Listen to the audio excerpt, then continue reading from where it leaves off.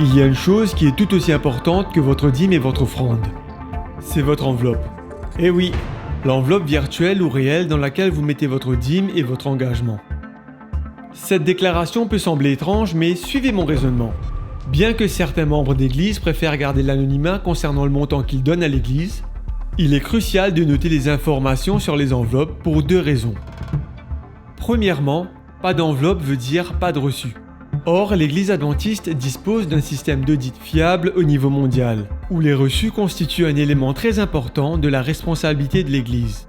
Donc, si vous ne demandez pas de reçu, ce qui est votre droit, comment les auditeurs pourront-ils vérifier que les fonds de la dîme sont gérés convenablement? Deuxièmement, les 10% que vous comptez donner comme dîme ne peut être considéré comme tel, à moins de fournir cette information dans l'enveloppe.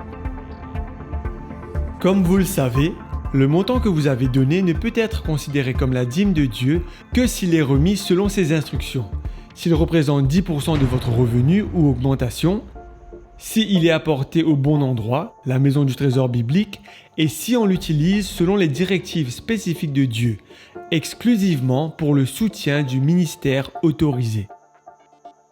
Si vous ne stipulez pas sur l'enveloppe que c'est la dîme de Dieu que vous rendez, le trésorier de l'Église peut l'enregistrer différemment, le destinant à un autre but qui n'est pas voulu par Dieu. Ce ne serait alors plus la dîme. Dorénavant, souvenez-vous de ces 3 points importants lorsque vous rendez votre dîme et que vous donnez votre engagement. Premièrement, apportez-les dans le lieu fondé par Dieu, qui est la maison du trésor. Ensuite, souvenez-vous d'inclure vos renseignements personnels sur l'enveloppe virtuelle ou réelle, ce qui vous permettra de recevoir un reçu.